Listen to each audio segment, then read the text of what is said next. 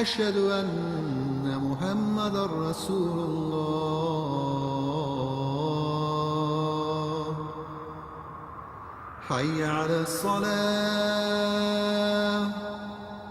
حي على الصلاة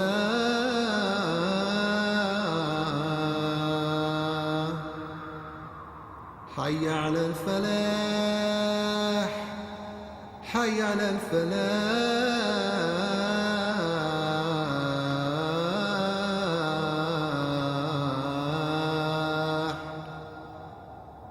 الله أكبر الله أكبر لا إله إلا الله.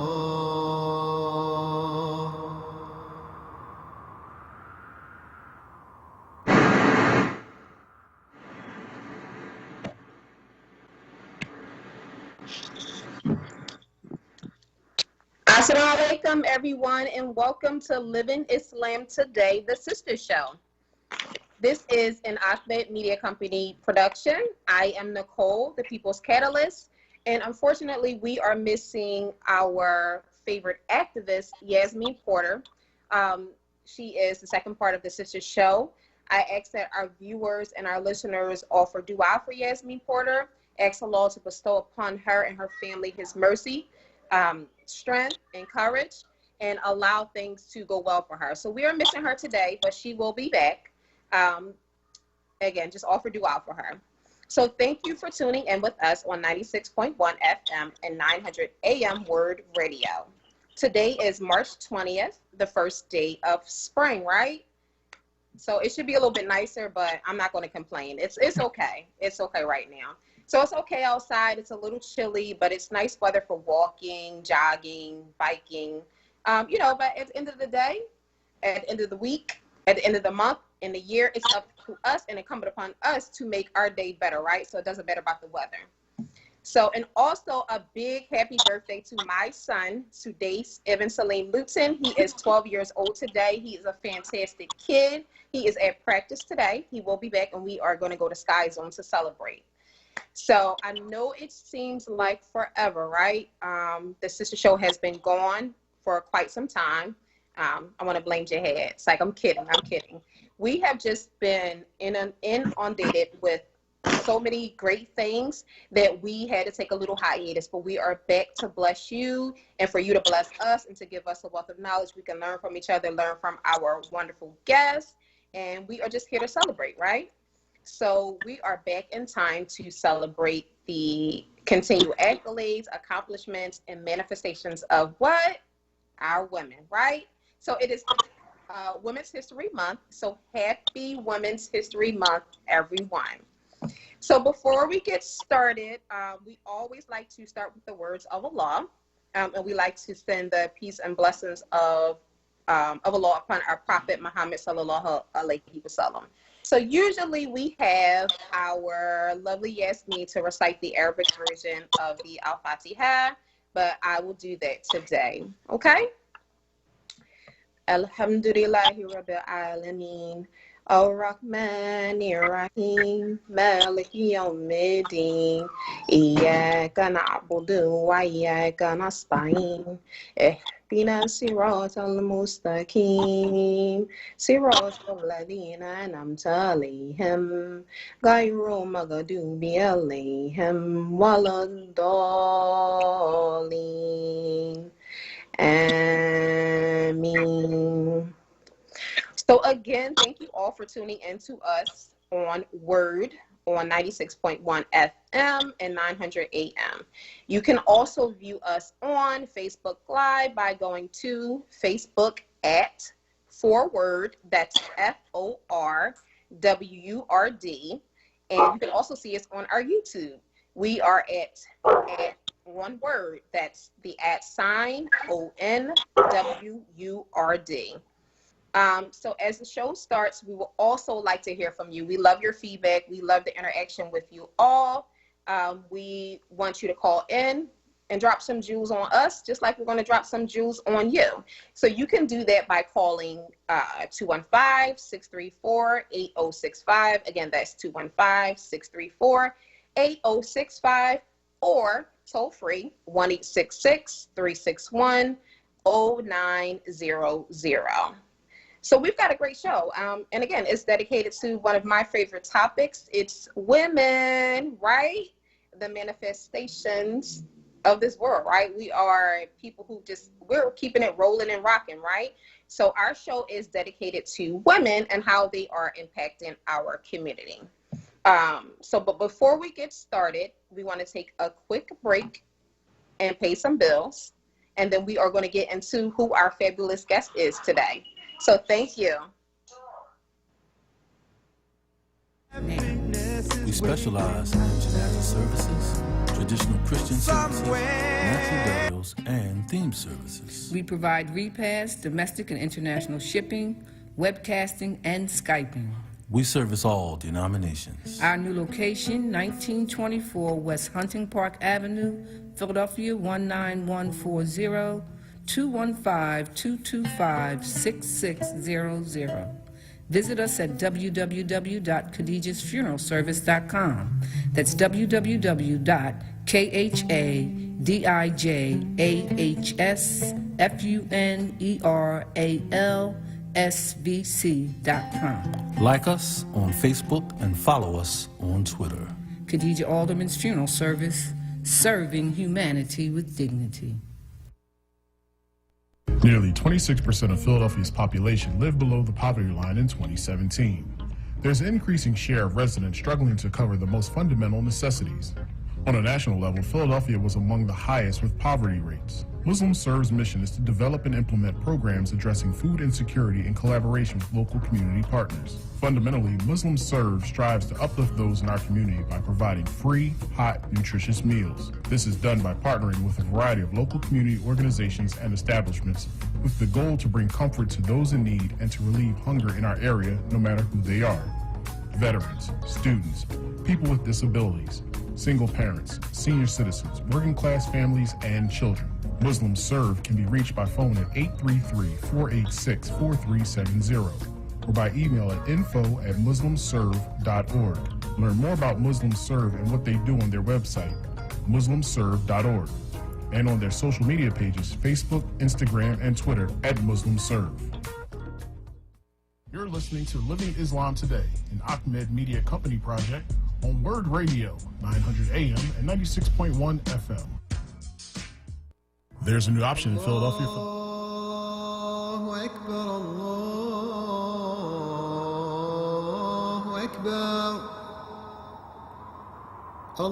Allahu Akbar, Allahu Akbar. أشهد أن لا إله إلا الله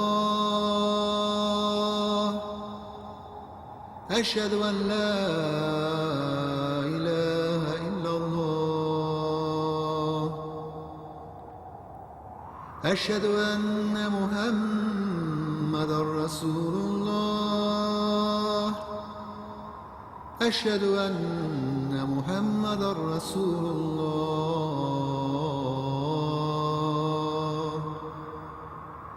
حي على الصلاة حي على الصلاة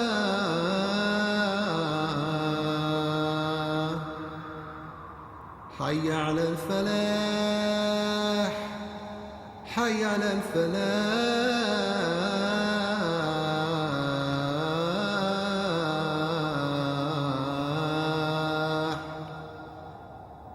الله أكبر الله أكبر لا إله إلا الله.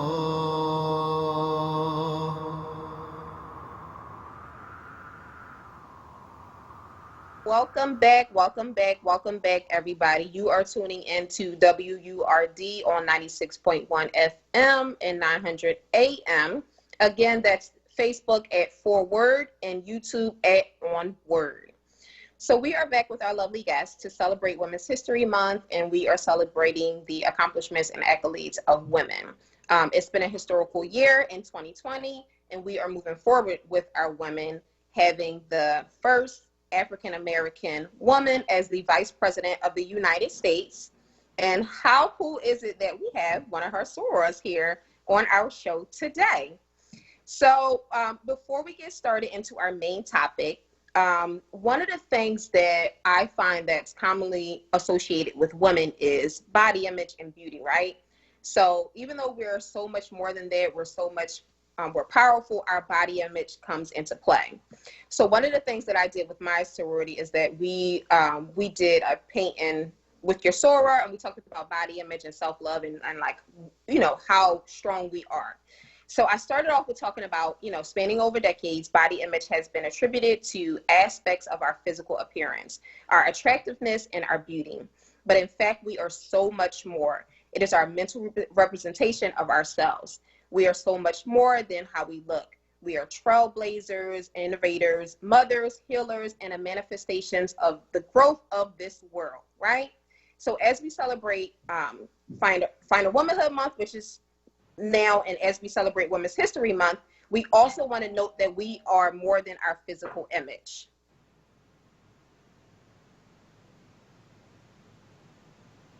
We have changed history in so many areas, as far as our politics, our education, our work,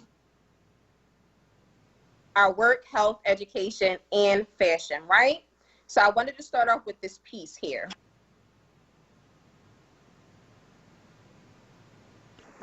So who am I?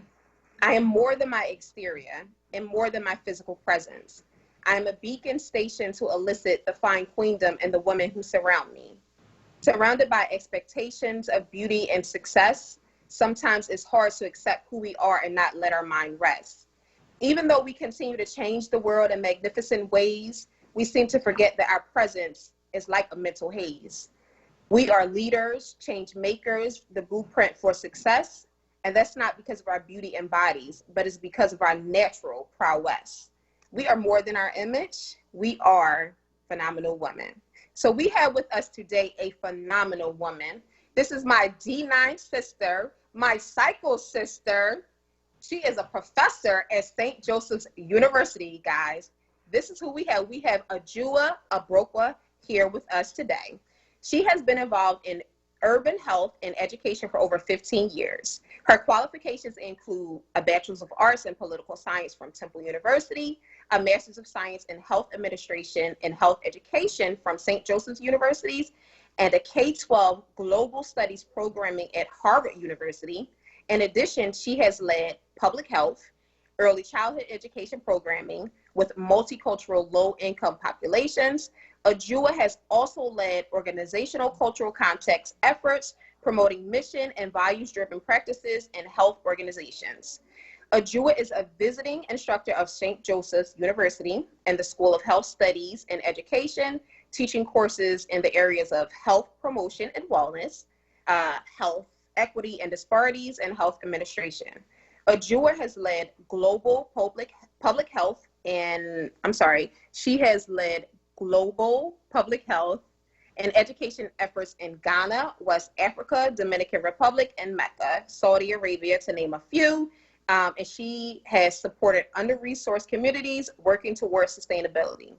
Additionally, over the past year, Ajua has extended her health promotion and wellness efforts to serve as a leader of the Queens Rule Together Cycling, QRT, which is a subdivision of Kings Rule Together Cycling, KRT, a Philadelphia-based cycling organization.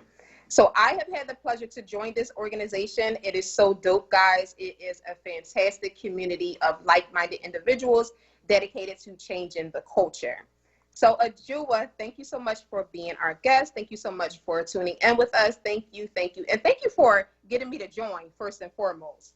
So I just wanted to start with, how long have you been a cyclist? Have you always been a cyclist? And if no, what led you to the sport?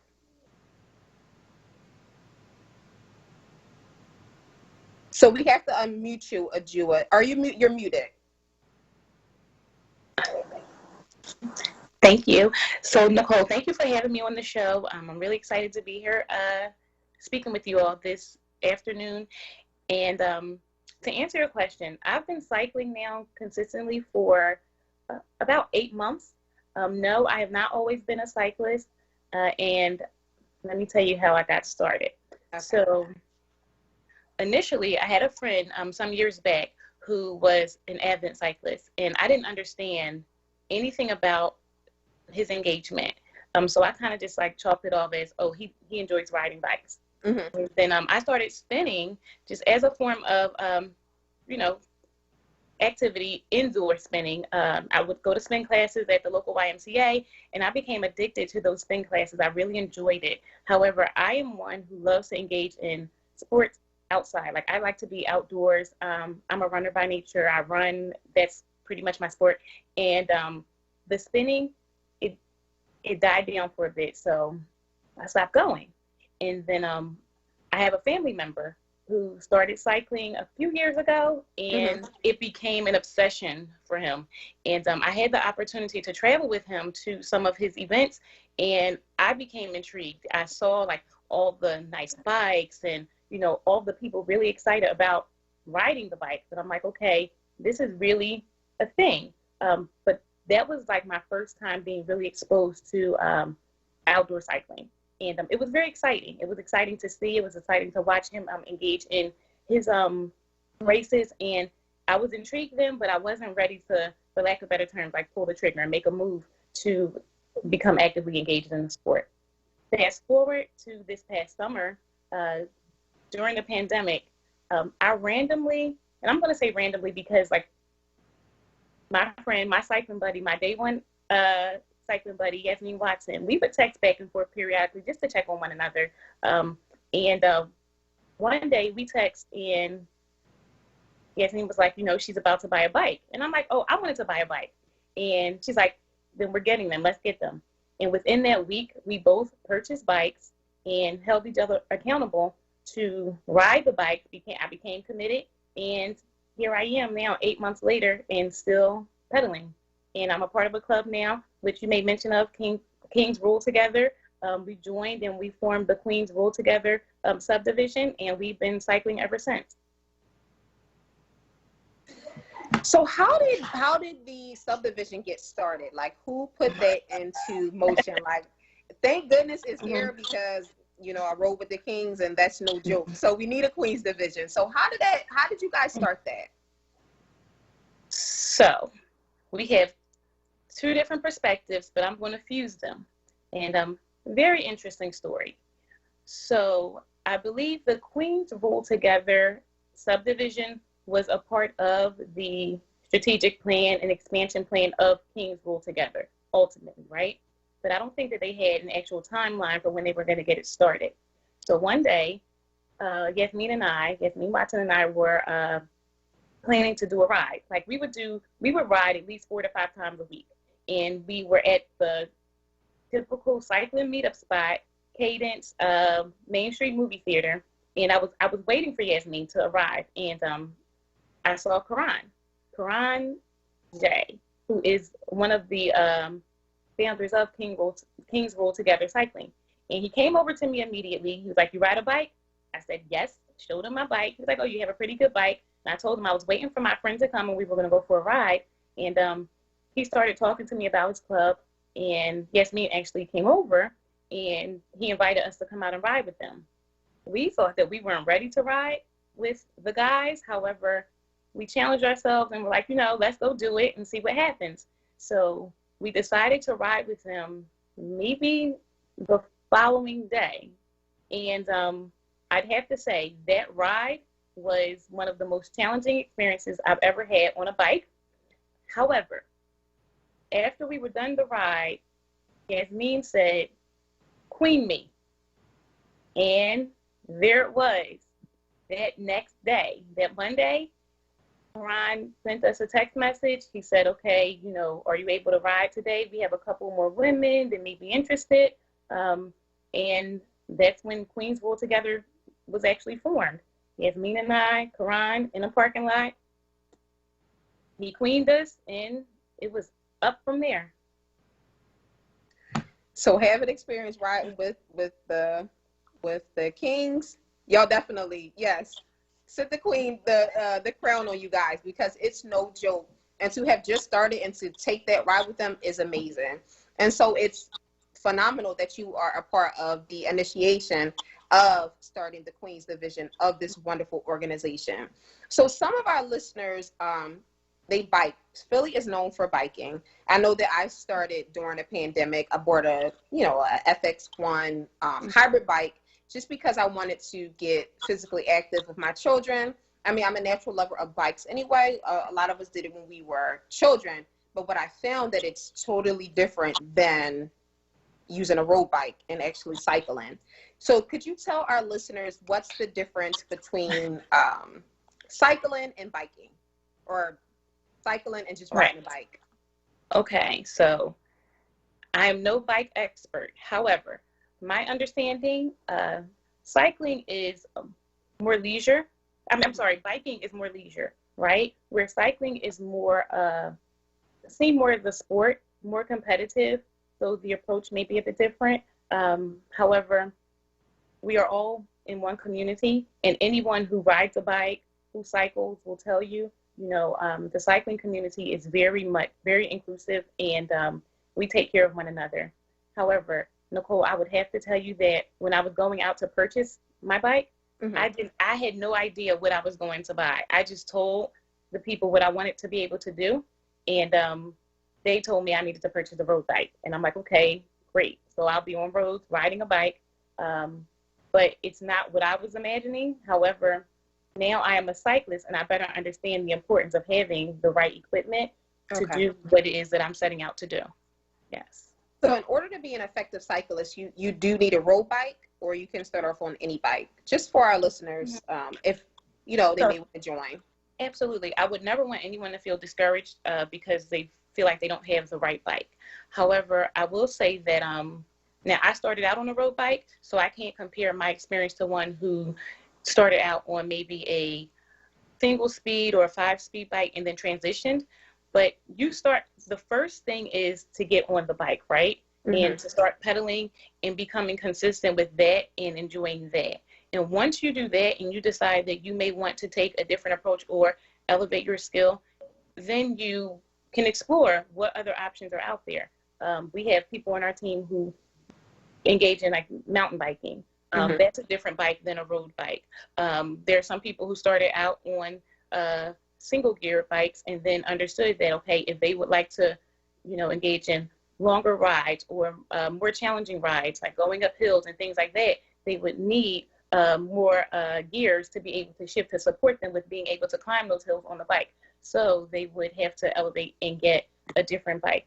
But for all the listeners out there, do not be discouraged with the jargon, right? And the details of it all.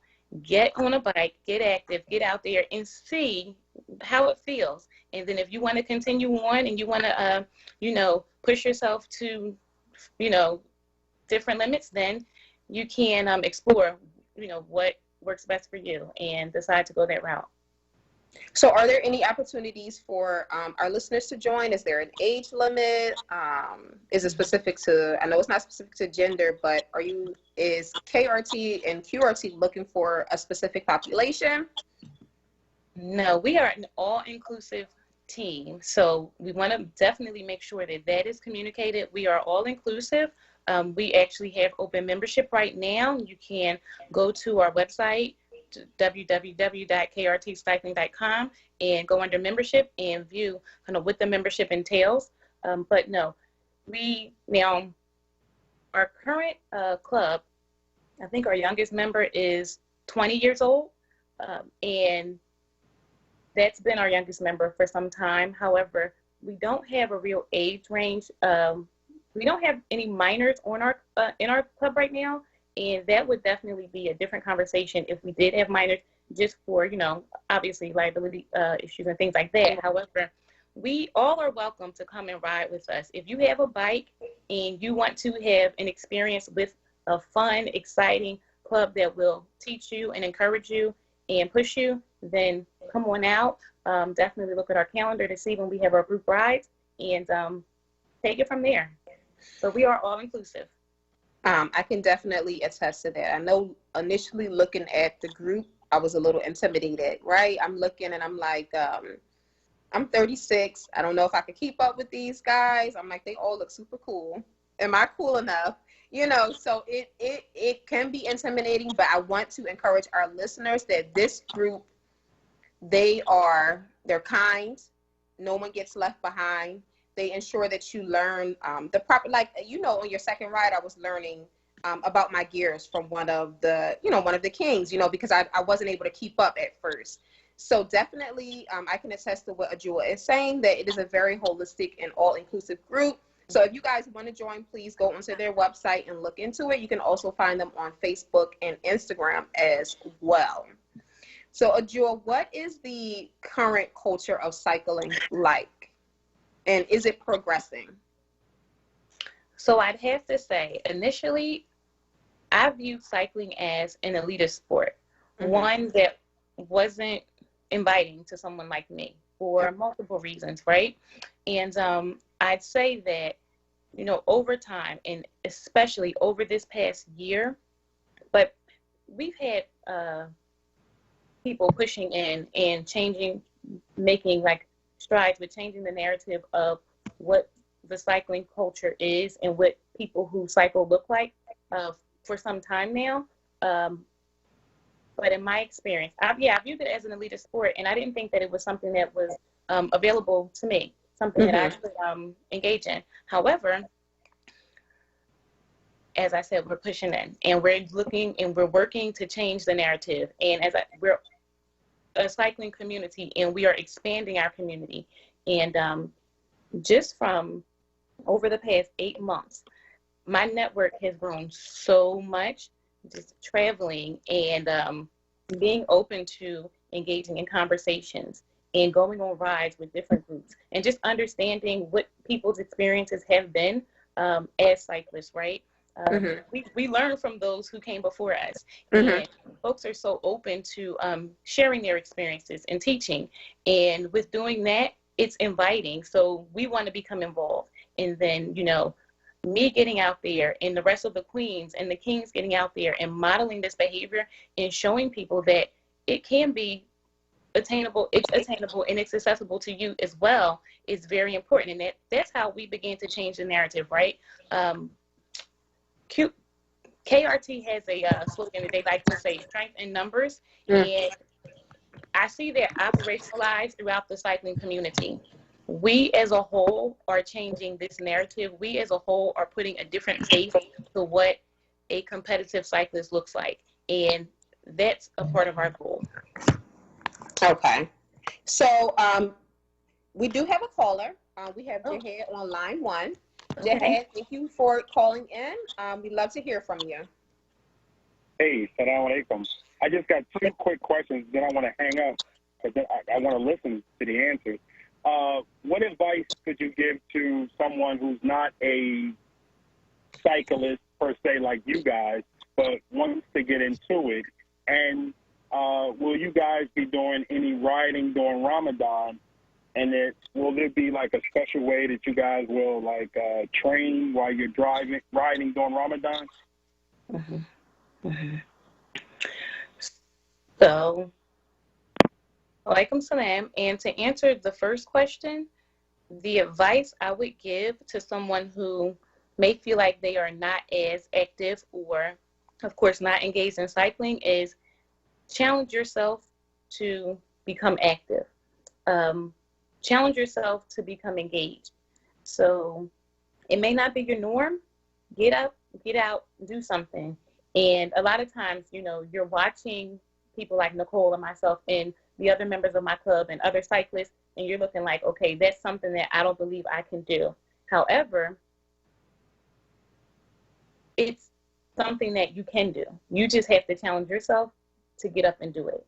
To your second question, yes, I do plan to continue to train during Ramadan. And I believe the other Muslims on our team and in our club do plan to train during Ramadan.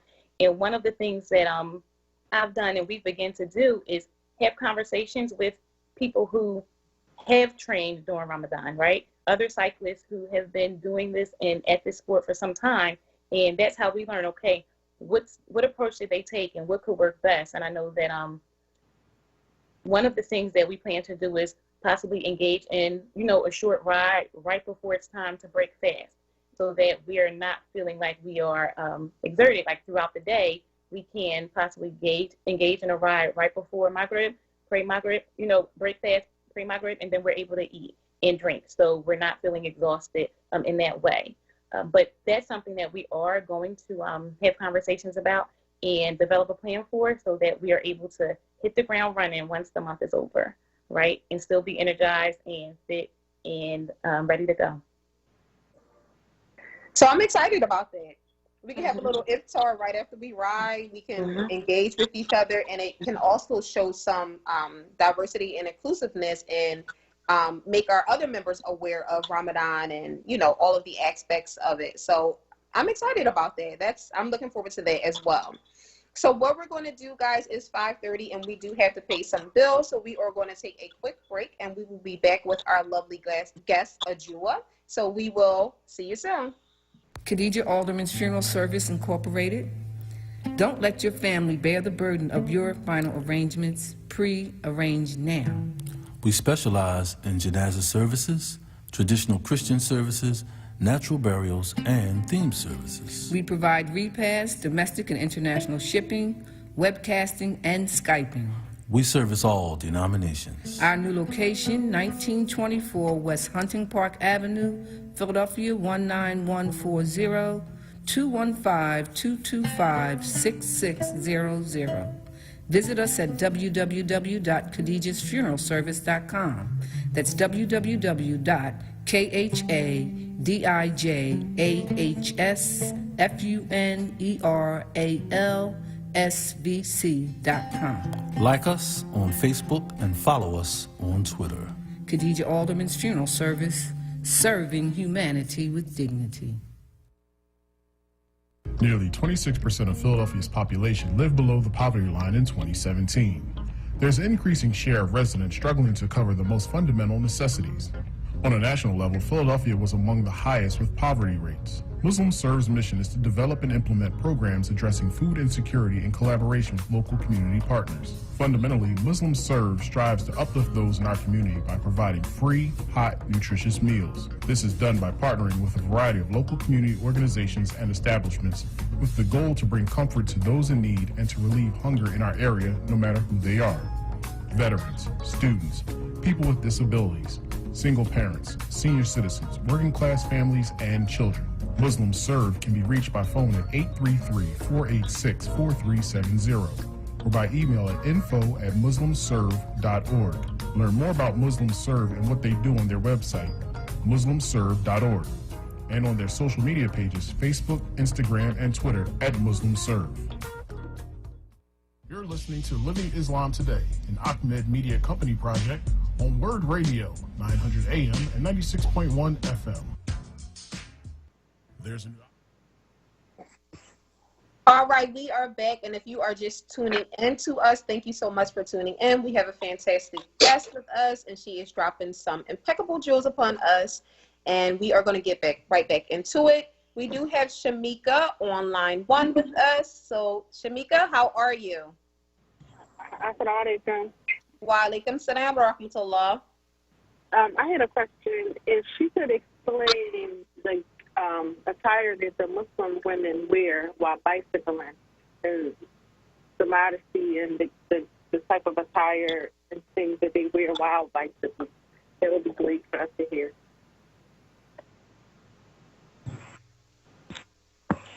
Okay.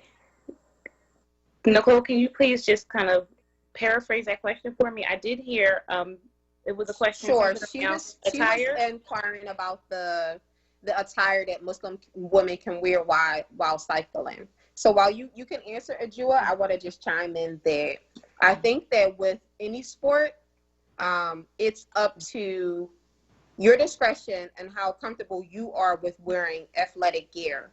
We do have tunics and tights for Muslim women to wear by, I think, Leah. There are also other websites. I know Nike has some apparel. So there's not a standard that you have to do. It's up to your discretion. Now, Julie, you can chime in, Sure, I can. I'll chime in because I'll just speak from from my experience, right? Because that's who I represent, me primarily first. And I know when I started, well, I've been athletic my entire life, and I've engaged in sports my entire life. Like I said, prior to cycling, I'm a runner. And for me, I need to be active and I need to be comfortable while I'm active. Now, one thing I did do was I reached out to some other Muslim women or Muslim sisters who have been engaging in participating in cycling, running, doing triathlons, and we've had conversations, about what is the most effective way to be able to be efficient in the sport, but also maintain modesty and be comfortable. And that's when I learned about the sports hijab, because prior to me knowing about those, I was wearing like a regular khimar, and there's so many different components to trying to keep the khimar on while running and cycling. So I learned about the sports hijab, and then also like I reached out to some manufacturers that create cycling or active apparel for Muslim women, like with Honor, and they have like the tunics, and I started riding in those. And then when I began to become more competitive, I'm like, okay, how can I still maintain the modesty, be covered, but also be able to cycle at like what is considered to be my peak, and engage in the sport. And,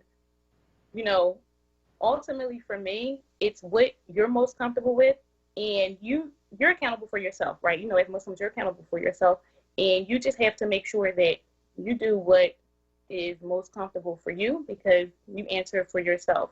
And that's pretty much the approach that I take.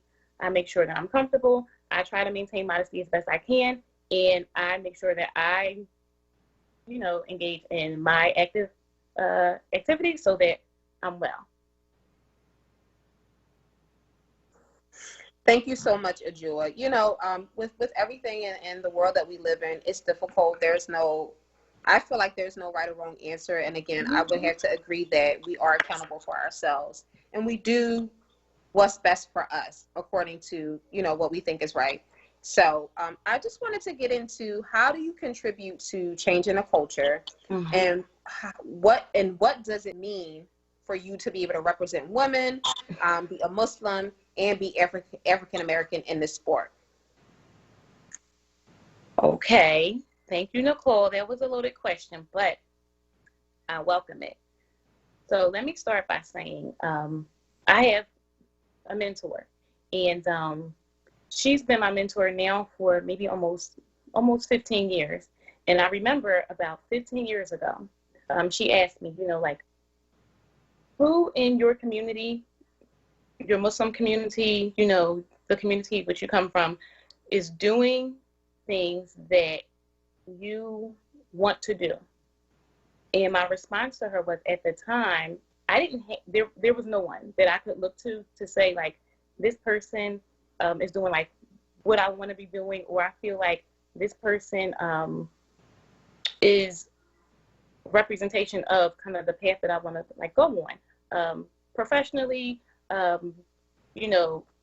being active, etc.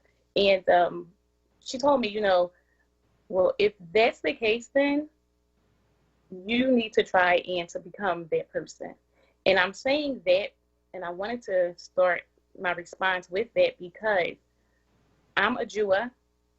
I represent a Jewa first, right? I represent a Jewa, and I represent the family that I come from. I represent the community that I come from. And being a Jewa, I am obviously identifiable a Muslim. I am a African American woman, and I come from an urban environment. All of those things bundled together are very important to me. But that's who I am. That's what I represent. And changing the culture of cycling, I would say I model the behavior that I encourage. As a professional, I promote good health to help prevent the onset and spread of disease. As an African American woman, I promote women's health and wellness, specifically for African American women. We need to get up and be active. That's what I represent. changing the culture, I'd say, I am Muslim, right? As I said, identifiable Muslim. However, that does not serve as a barrier for me to be able to engage in physical activity. That does not serve as a limitation for me to be able to go out and engage in competitive sports.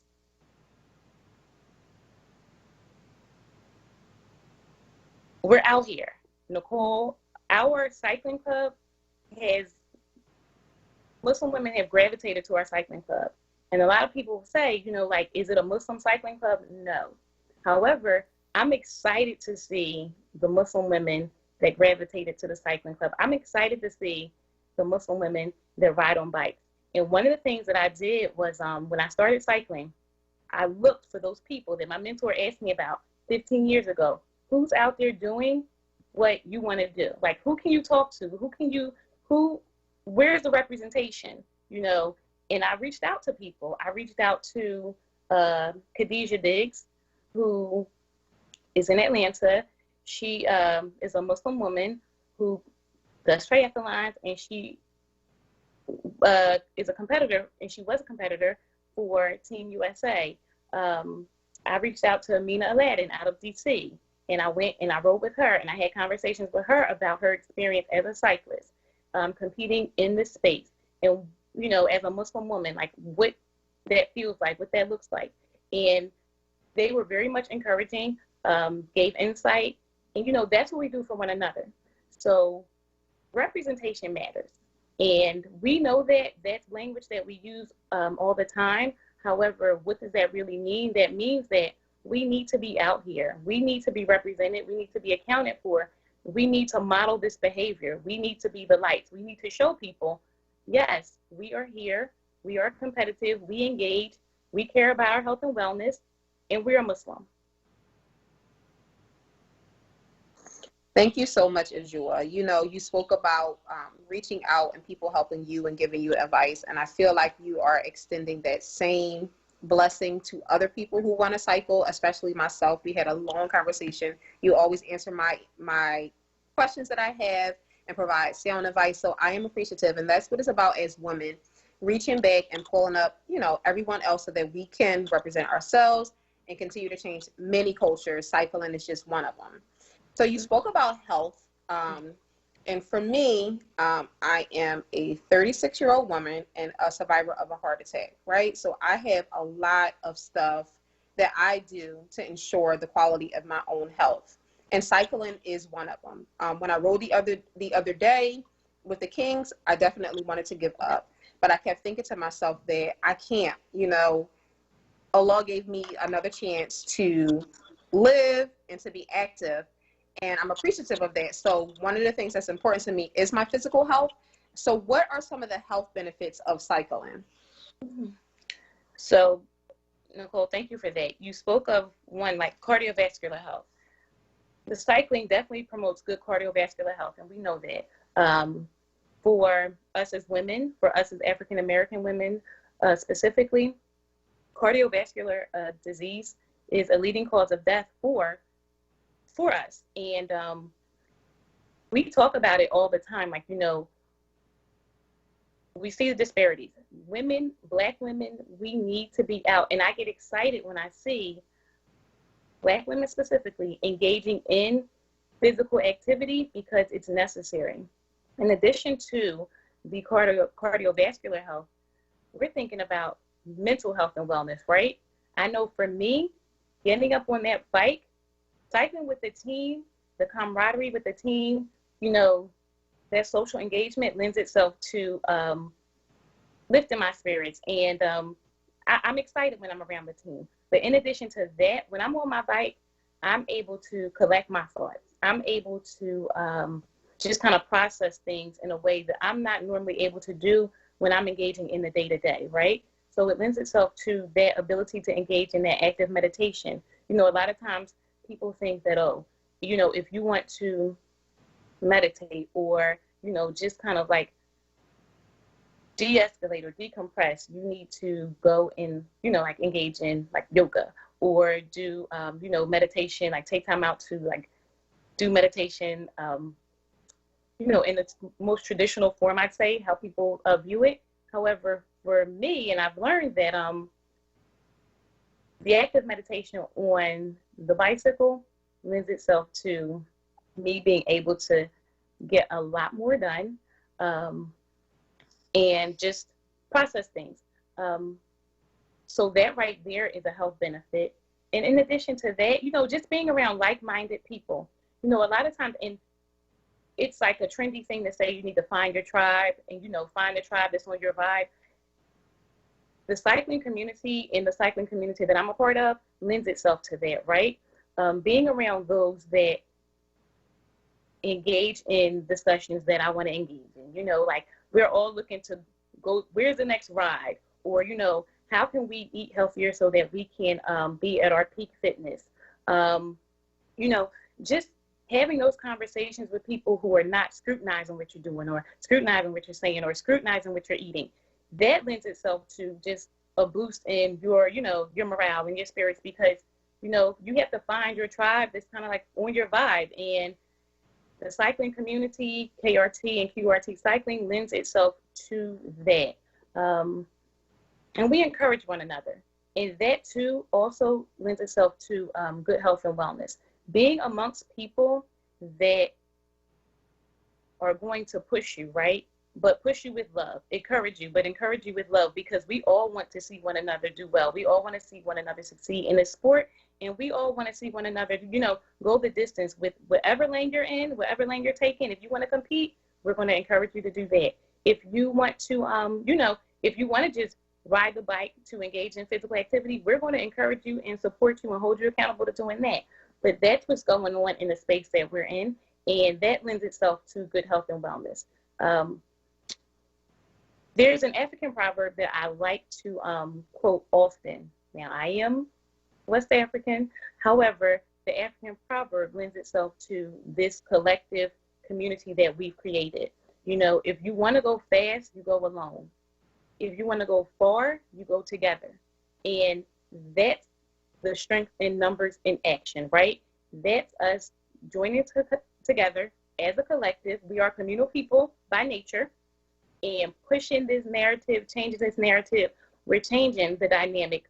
We're changing the disparity gap, right? We're trying to promote good health and wellness so that we can all be healthy. We can all be well. We're trying to show that no, cycling is not an elitist sport. If you are from 32nd and Huntington in North Philadelphia and you want to cycle, we're going to make sure you gain access, right? We're going to show you, myself, a girl from 32nd and Huntington in North Philadelphia, on a bike, right? And I'm not going anywhere. I'm going to ride through North Philadelphia to show everyone that comes behind me, you too can hop on a bike and we're going to get you out here. That's that collectivism, right? That's that modeling behavior. That's that leading by example. That's that strength in numbers. Yes, better together. So we think we should get Karan to put the African proverb on the website, put it on the back of some shirts, because that was pretty dope. You got to have a meeting with him to add that was so you talk about disparities, and we are approaching an hour, so I wanted to get this in. What advice do you have for anyone in the community who wants to cycle but may be afraid because of the disparities, like the cost, maybe physical strength, not having the proper bike or the equipment? How can we get over those disparities? I know just get on a bike and ride, but what is some other encouragement that you can let our listeners know about? So first, I am going to say, and I'm going to reiterate, start. And the start comes from here, right? It's a mentality shift, first of all. If you want to do it and you believe you can do it, then you do it, right? We have to remove the mental barriers first, right? We limit ourselves by our mentality. I want a bike, I want to ride. That's the first step. The second step is you have opportunities in this urban space, which we've been afforded to have cycling programs where you can rent a bike, right? We have bikes that you can rent. So even if you're not sure it's something that you really want to commit to, so you're not going to buy one, you know, straight off the couch, you can go and rent a bike. Ride it a couple times a week, you know, commit to possibly riding 2 times a week just to kind of see how you feel. And then if it's something that you enjoy or you think that you like, find your tribe. I said www.krtcycling.com. look us up, check us out, right? Because as I said, we welcome all people. We welcome all levels, right? And even if our cycling club is not the club for you, we are connected to and we partner with other cycling clubs in the area, and we can put you someplace where you will feel most comfortable. But you got to reach out. We're communal people. We're welcoming. You know, we're not going to put you up on the hill first and, you know, challenge you to exert all your energy. We want you to come out. We want you to be active. So just shift your thinking first and believe that the cycling could be for you, right? Being active is something that you could actually enjoy. And then once you do that, you put the motion behind it, right? So you put some action behind it and you go and do something. You either make a phone call to talk to somebody who can point you in the right direction. You go, you know, out and you rent a bike and you get on it and you take a ride, you know, or you look us up online, you reach out to us, you meet up with us, and, you know, we have a conversation and we see, you know, where it can take you. But my advice is don't limit yourself with your limited thinking, right? Shift your mentality. If you want to do something, if it's cycling, if it's running, whatever it is, you get up, you start, and you do it. That's what I did. And look at me now. Like, in my mind, I said, okay, I want to ride. So if I want to ride, I got to get a bike. I committed to getting a bike, and I'm like, if I bought this bike, then I need to be consistent with riding it because I didn't want to waste my money. And that's what I did. And lastly, I want to say, I'm a Jewer, and I love me. One thing that cycling has lent itself to is me being able to actively engage in self-care. But cycling for me is a method of self-care. If I'm feeling down, if I feel like, you know, I'm off a bit, I get on that bike. If I feel like, you know, I'm, you know, sad, I'm going to use the term sad because it happens. I feel sad sometimes. I call up my cycling buddies who want to ride. Are we riding? Like, what's going on? I go around my tribe and they make me laugh. They make me happy. We're out here. We're out here. We're out here for you. And we welcome you. And I appreciate having this opportunity to talk about my experience and, of course, to talk about the experience that we've had with joining the cycling club. And I hope to see, you know, some new people come out to ride with us. We welcome you. Thank you so much, Ajua. So before we go, could you just drop the handles of the website, the Instagram, and the Facebook so that people who don't know who to contact in case they want to join? Sure. So you can find us on Instagram at KRT Cycling or at QRT Cycling. You can find me on Instagram at She Is Focused Next. You can go to our website at www.krtcycling.com, or you can find us on Facebook at KRT Cycling. Yes. I couldn't think of the Facebook either, but I'm sure if you Google or not Google, if you put in the search bar KRT Cycling, it will come up. Kings Rule Together, and the Kings Rule Together Cycling is what's on Facebook, but you'll definitely find us. Okay. Thank you so much for being a wonderful guest and providing us with this information that we needed as a community. We're just leaving, or we're still kind of in the pandemic, and we still need those things to enhance us in our self-care, our mental well-being, and just to build relational contexts with the people surrounding us to help us get better. So we are going to stop here. Thank you all for listening, and stay tuned for the Recovery Hour that's coming up next by Rick Ford. Thank you, Ajua. Thank you. Allah.